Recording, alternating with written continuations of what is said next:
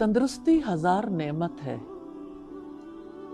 लेकिन इस नेमत को हर दम धड़का लगा रहता है। इंसान को किस किस चीज की सेहत नहीं चाहिए? कान, आंखें, दिल, बदन का हर उज़्व। और दूसरी तरफ अब देखिए, इंसान के ईमान को हर वक्त खतरा लाहक रहता है।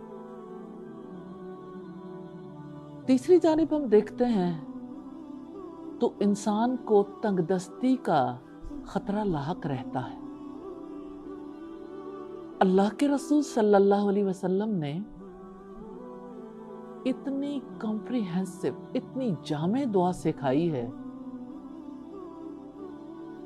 इस दुआ को अपनी सुबह और शाम की दुआओं में शामिल कर लीजिए। इस दुआ में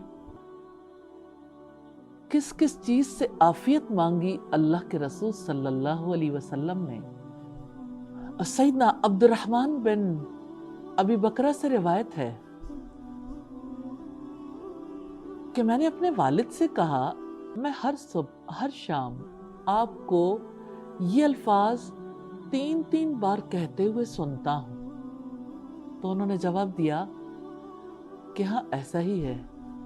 मैंने अल्लाह के रसूल सल्लल्लाहु अलैहि वसल्लम को ऐसा करते देखा है और मैं सुन्नत पर अमल करने को महबूब रखता हूं।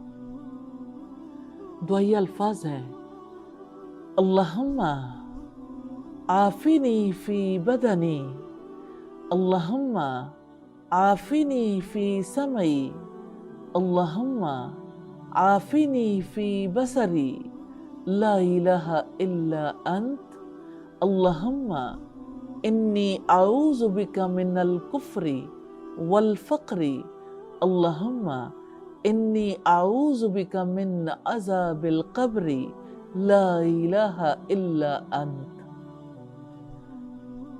ऐ अल्लाह, मुझे मेरे जिस्म में आफियत दे। ऐ अल्लाह, मुझे मेरे कानों में आफियत दे। ऐ अल्लाह, मुझे मेरी आंखों में आफियत दे। तेरे सिवा कोई माबूदे बरहक नहीं। ऐ अल्लाह, मैं कुफ्र और तंगदस्ती से तेरी पनाह चाहता हूँ और अज़ाबे कब्र से तेरी पनाह चाहता हूँ। तेरे सिवा कोई माबूद बरहक नहीं।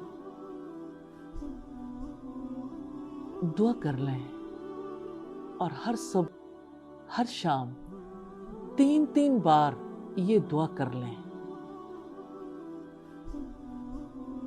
दुआ कीजिए।